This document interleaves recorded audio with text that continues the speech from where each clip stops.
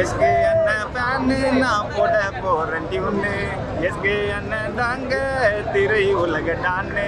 டான்னு என்ன டான்னு அண்ணன் வேற மாதிரி டான்னு. எங்க அண்ணன் தாங்க சூப்பையும் மண்டின்னு. ஆடுவாரு சீனா பாடுவாரு தேனா. எங்க இளைய தளபதி அண்ணன் வந்தா சரவெடி. ஏஆர் முருகதாசு கொட்ட போது காசு. அனிருத்து பாட்டு எப்பவுமே ட்ரீட்டு ட்ரீட்டு ட்ரீட்டு. கண்டிப்பா படம் பெரிய பிளாக் பஸ்டர் ஹிட். எல்லாரும் வந்து பார்த்து என்ஜாய் பண்ணுங்க. தேங்க்யூ.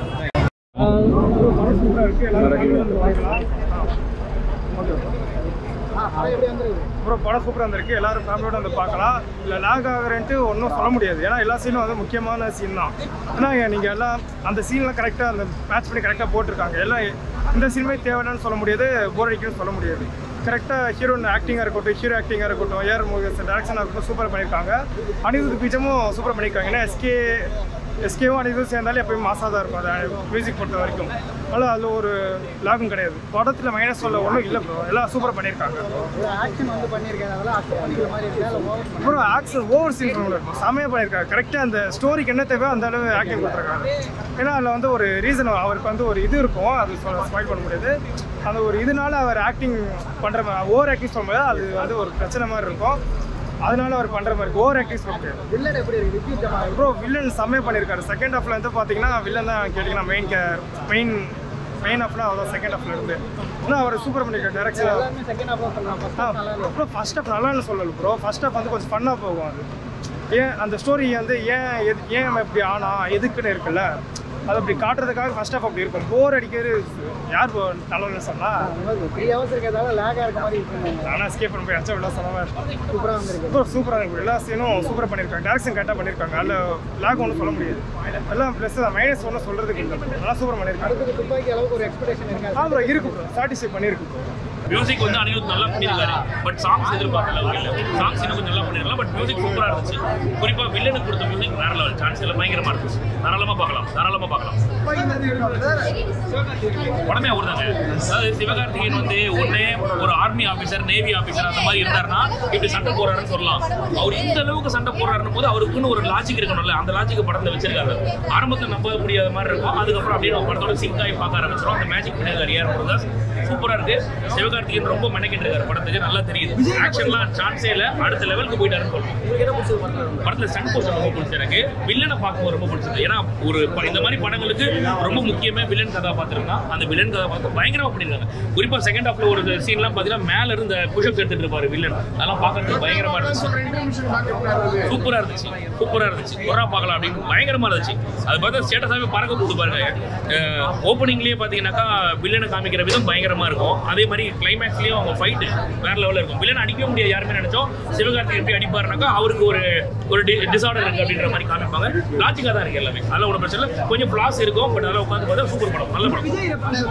சாரி, விஜய் ரெஃபரன்ஸ் வந்து சொல்லுவாங்க. துப்பாக்கி யார்கிட்ட இருந்தாலும் வில்லன் நான் தாண்டா அப்படின்னு சொல்ற அந்த ஒரு ரெஃபரன்ஸ் தான். மற்றபடி இது யாரையுமே தாக்கல. முழுக்க வடக்கணும் நம்ம ஆட்களையும் அப்படி வச்சு பேசுற மாதிரி தான் இருக்கு. சூப்பரா இருக்கு. உண்மையிலேயே சொல்றேன். இந்த படமே வந்து ஒரு ஆக்ஷன் த்ரில்லர்லாம் கிடையாது. கம்ப்ளீட்டாக வந்து அந்த ஹீரோயினோட கெமிஸ்ட்ரி மட்டும் தான் மொத்த படமே. தாராளமாக பார்க்கலாம், ஃபேமிலியோட பார்க்கலாம். நல்லா இருக்கு. மியூசிக் நல்லா இருக்கு. சாங்ஸ் எதிர்பார்த்த அளவுக்கு இல்லை. பட் மியூசிக் சூப்பராக இருந்துச்சு. நல்ல ஒரு கம்பேக். உண்மையிலேயே நல்ல ஒரு கம்பேக். கண்டிப்பா 5 வருஷம் கழிச்சு எடுக்கிற படம் மாதிரிலாம் நல்லா பண்ணிருக்காரு.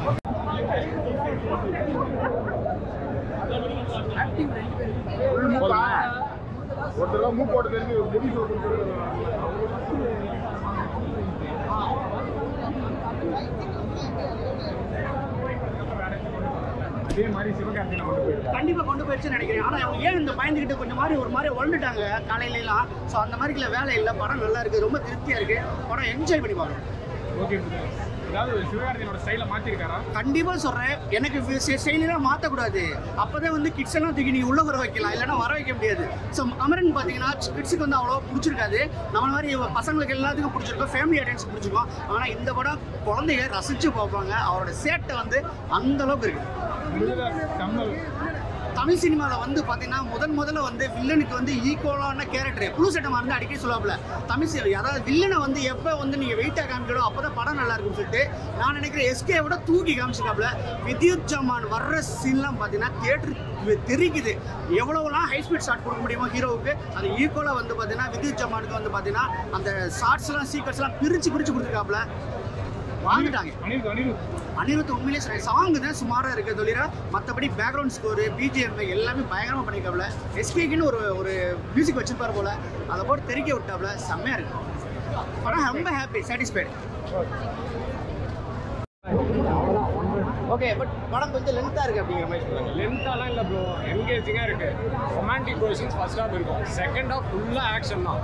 ஃபுல்லாக ஆக்ஷன். எஸ்கே வேறு டைமென்ஷன், அனிமல் மோடில் பார்ப்பீங்க.